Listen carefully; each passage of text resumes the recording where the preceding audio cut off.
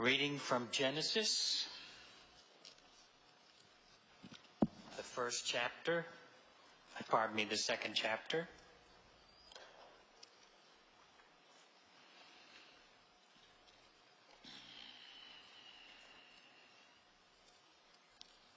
The 8th verse. Well, yes, we'll do the 8th verse. The 7th and 8th. And the Lord God formed Adam out of the soil of the earth and breathed into his nostrils the breath of life, and man became a living being.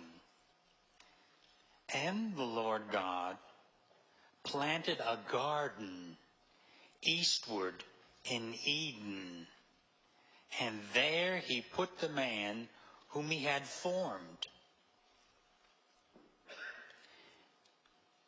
And again, the 15th verse of that same chapter. And the Lord God took the man and put him in the Garden of Eden. For what purpose? To till it and keep it.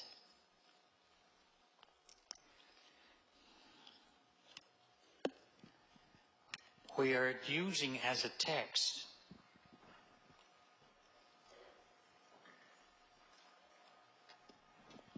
the book Prosperity by Catherine Ponder, and this particular chapter is called Your Gateway, chapter 4. Your Gateway to Successful Living, the Garden of Eden. And that's odd that she chose those words, your gateway to successful living, the Garden of Eden, because the Garden of Eden story is never taught as a success story. Right? It's taught something else. So that means there's a new way to look at it. But let me tell you, and I want to clear this right from the beginning, that it was misinterpreted by an early Christian writer. And that's why the Garden of Eden story became negative, and we lost the meaning of it. And who was that one who wrote it? The Apostle Paul. In his letter to the Romans, talks about Adam, the first man that brought death on us, and then talks about Jesus who brought life to us.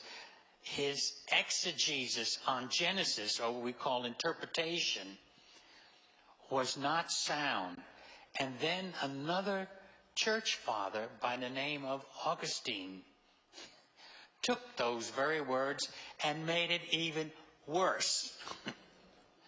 And ever since then, the Garden of Eden story has been hanging over us as a story of guilt, shame, death, and loss.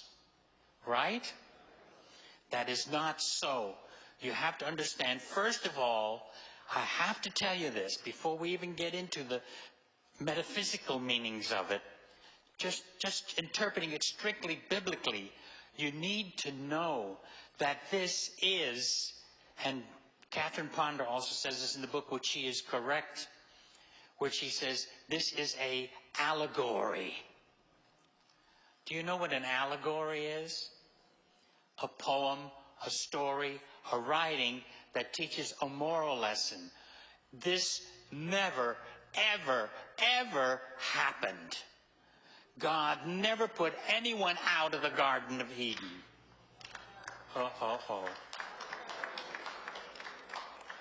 God's business is not putting us in trouble. God's business is getting us out of the trouble. And that's how you have to understand. And this story is totally misunderstood and is taught all in the churches and everything. In fact, this is why Jesus had to go to the cross and die for us. So because we were born sinners and we inherited it from Adam. We don't inherit anything from Adam, I tell you that right now. This was a story. Adam and Eve are historicized characters. That is, they've been made historical characters. They are fictional characters put in a moral story to teach us a lesson. So get rid of that guilt. You are not carrying anything from Adam and Eve. You have to understand the story of it. You're not carrying any. Your body is not a sinful body. Your body is a good body. Your spirit is a good spirit. Your soul is a good soul. And you have to realize that right from the start. But when you start off saying the Adam and Eve story, that we're born in sin and conceived in iniquity because of Adam and Eve, and not only that, all animals suffer too. That's right. They said the sin of what they did just brought the whole thing down. It's called original sin. Ooh, made up by original man. Made up by us because we misunderstood the Eastern background and the Aramaic Hebrew scriptures in regard to the Adam and Eve story. There is no such thing as original sin.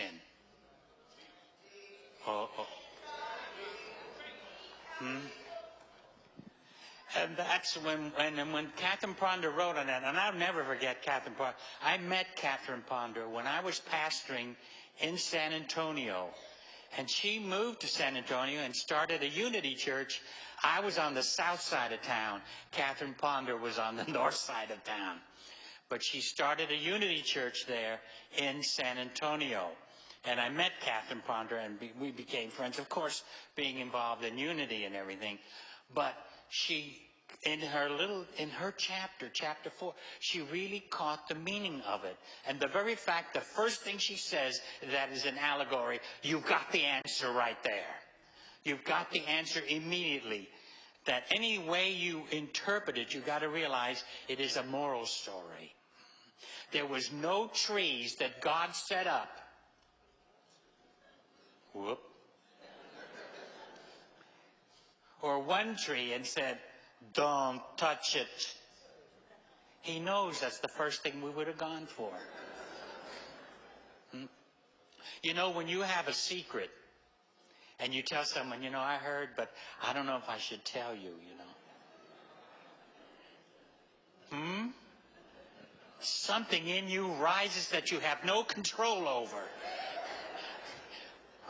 Right?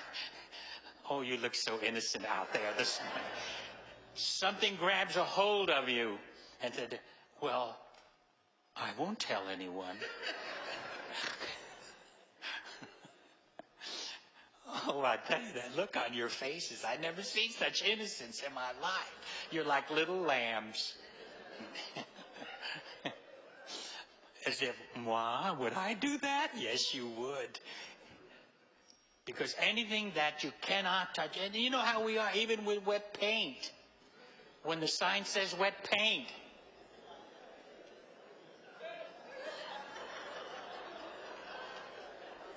I mean, they might as well say, touch me, touch me, touch me, touch me, touch me.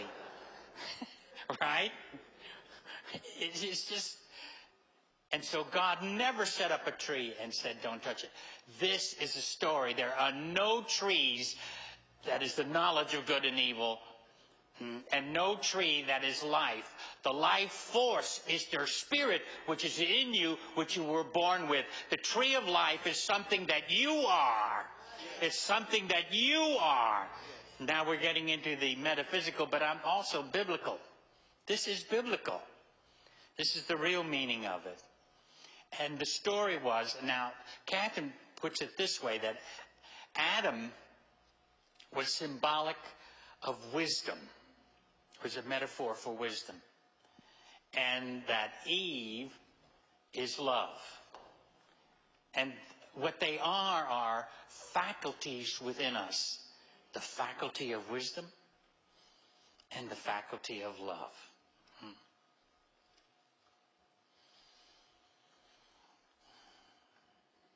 And so quit thinking of them as characters, think of them as the faculties within you. And they were too. The Eden story, notice what I read in the beginning on verse 8 in chapter 2, where it says, and God planted a garden eastward in Eden. Notice it was a planting of God. And Eden, there is a real place called Eden. It's in Turkey. And it's above Turkey by the two lakes. It's in Turkey, but right on the westward side of Turkey, way up in the north, up in the mountains of Kurdistan and all that. And in that area, it was, in the ancient world, it was called Eden. Now, when God planted the garden, we're into the story. Eden is a real place. I have pictures of Eden. I have pictures of Dr. Lamsa, the one who translated the Bible from Aramaic into English, came from that area. In a little town called Marbishu is what it was called. Marbishu. And anyway, in this area there, everything grows wildly and naturally. And that's why it says, and God planted the garden eastward in Eden. Why the east? Why the east? East is symbolic of what is within. It's metaphysically meaning was what in you, because everything comes from the east. The rising of the sun. Everything is blessing coming from the east. So it means what rises within you. This is the meaning of it. What rises within you. And it's always good. It's always a blessing. And he planted a garden eastward. It is God that plants the garden. Where is the garden? The garden really, now, we're talking about the garden. We're not talking about the state of Eden. We're talking about the garden. And Eden, by the way, means pleasant. Pleasant. And everything grows naturally in it. Where is the garden? If you're looking for, thank you, you got it. If you're looking for the garden is in you. It is the state of mind. What kind of mind do you have? A garden mind? Or you keep putting yourself out of the garden? The garden means abundant living. Abundant living. And the idea of Adam and Eve being put out of the garden meant they lost a consciousness of abundant living. They lost the consciousness of abundant living, and that's a moral story, meaning we have that choice to either stay in the garden or get out and lose that consciousness of abundant living. You get it? It's up to us to choose it, not Adam or Eve. That, remember, it's a story. That they are not real characters. They are fictional characters that depict something. This is the real, I'm telling you the real interpretation. Not just metaphysical, but the real interpretation of it. God never puts us out of a consciousness of abundant living. We put ourselves out of a consciousness of abundant living. It's how we're thinking. It's when we're always choosing. And that's the idea behind the story. They chose, what did they choose? The tree of the knowledge of good and evil. And this is another thing that's totally misunderstood. That tree, good and evil. Too bad, because that's how it's a very ancient language, and they use simple terms. But what it simply means is the knowledge of what is functional and what is dysfunctional. Think in those terms. What is functional and what is dysfunctional.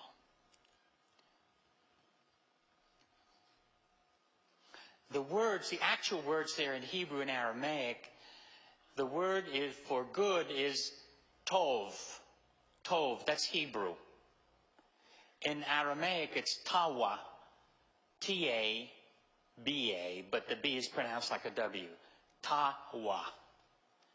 And in the word for evil in Hebrew is ra.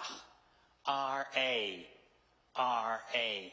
And that's translated so many different ways, and different words are used for it. But in Aramaic, the word is bisha. And you spell it the way it sounds. B-E-E-S-H-A. Bisha. And I like what Catherine said in her book on evil. She calls it undeveloped good. Underdeveloped good. And that's interesting because in Aramaic, the word bisha means something that has not matured. I'm talking about in Aramaic, the Aramaic language itself. Bisha. For instance, when you get to eat a fruit that is not fully ripe, they call that fruit evil. Because when you bite into it, it's not ripe. And you taste, and your lips, and your teeth are set on edge. Ever eat an orange that is not ripe? Oh, there's nothing like a ripe orange.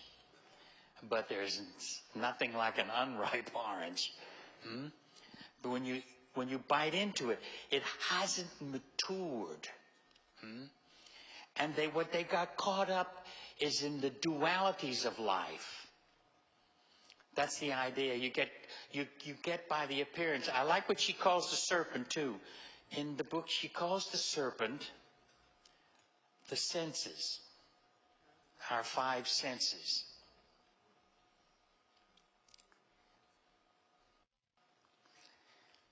If you go by sense and not by truth, if you go by sense and not by truth, because the way a thing appears doesn't mean it is so the way it is appearing, and you can't see that.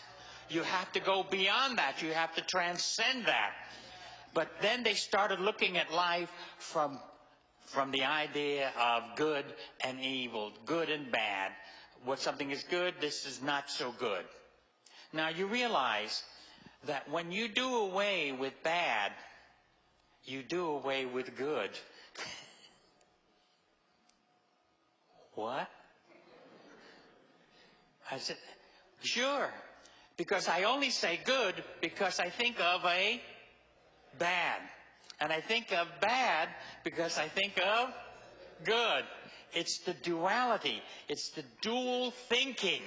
It's that dual thinking. And when we look at things, we judge it from that dual point of view. And what they were to eat constantly of was the tree of life. Leave the tree of good and evil alone. It takes time. You have to have enough of life in you to be able to handle the tree of good and evil. You have to eat. So the Garden of Eden is something that God, that is within us, God supplied all that we need. It is within you. You have it. You've got it. You say, well, sometimes that's hard to believe. Oh, now we get to the point.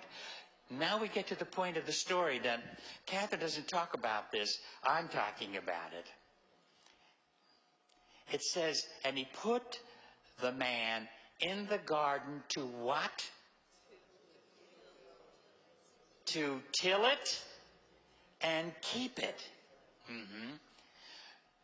You can't give yourself the fruits. God plants the trees. God does that. But it's up to you to till it and keep it. It's up to you to till it and keep it. And when you till it, when you work it, I love that, Who says that? Right, Dr. Johnny Coleman. If you work it, what? It works, right. When you work it, it works. Right? So, the garden, you could say, yes, the garden's within me. Yes, that's fine. That's beautiful.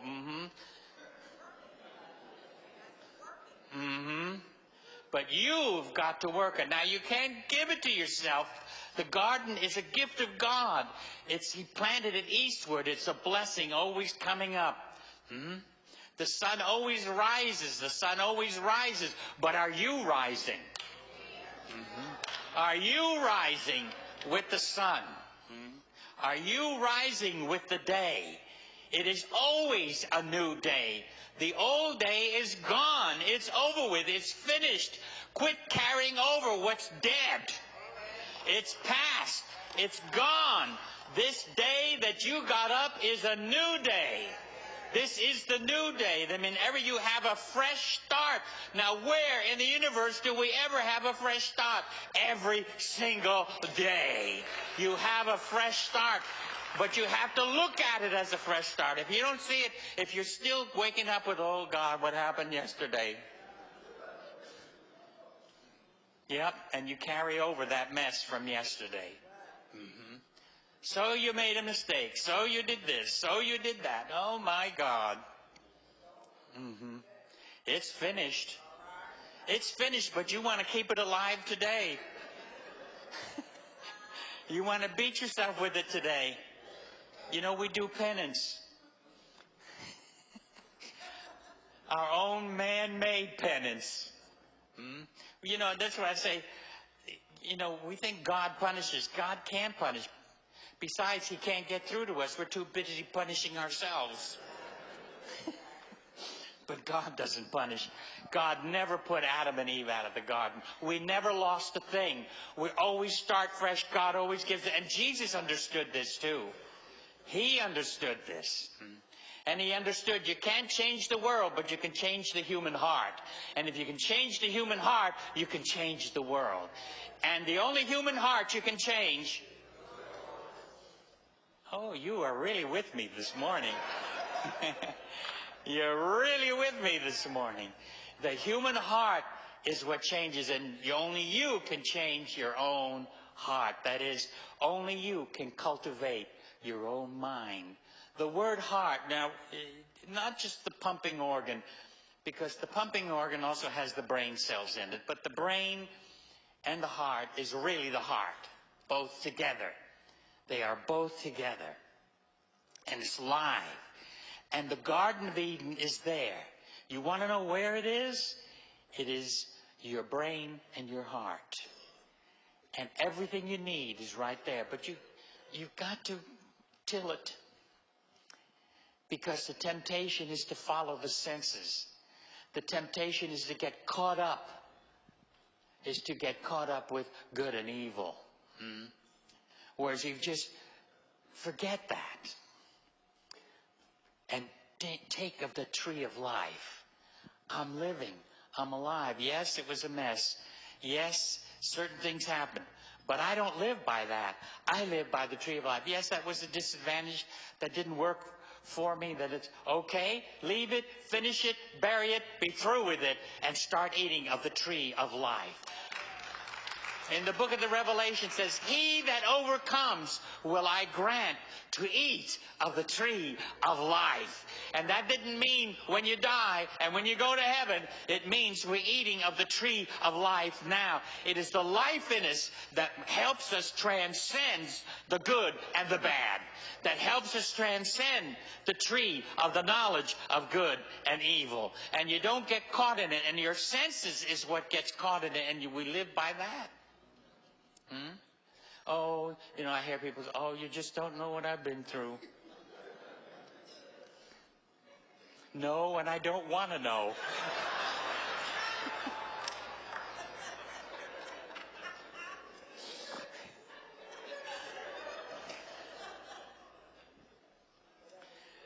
You know, we all have our stories. And we love to tell the story. And we call up our best friend and burden them. Well, I know you love me. And I know you can take me. And by taking them, by accepting it, we absolutely ground them in it by taking it. You can listen, and then you can point them to the tree of life. You can point them to a new way of life. And even yourself, when we do that to ourselves. When we're sitting, you know, and feeling sorry for ourselves. You know, and you don't seem to have anyone you can go tell it to.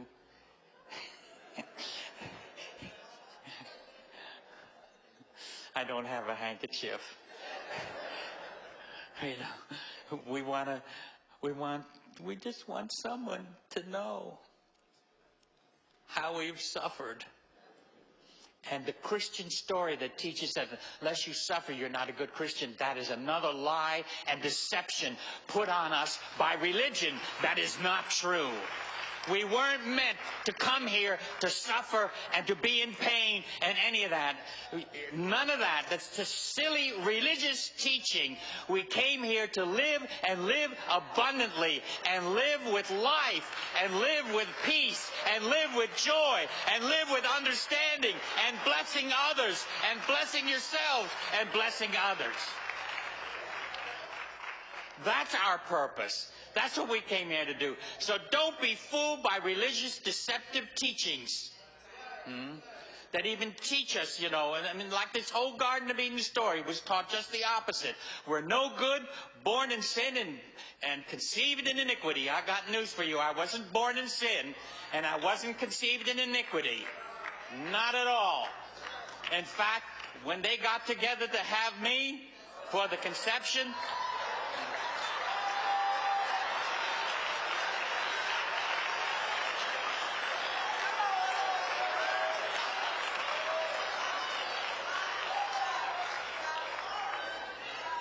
the body was on fire, the spirit was on fire, the soul was on fire.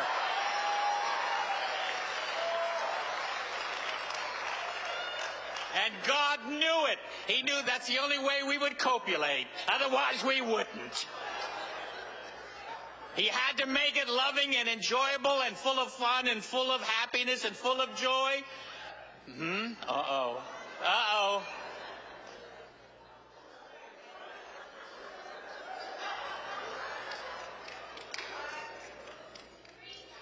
And so a human being could be born out of love, out of joy, out of absolutely the most wonderful thing that God put into human beings. Be fruitful, multiply, fill the earth. That's the only way we can be fruitful, multiply, and fill the earth. That's one thing we never disobey God on.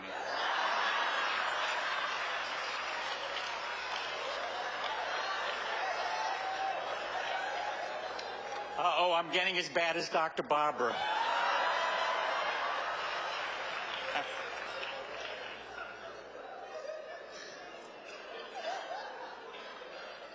The garden of life is what you are.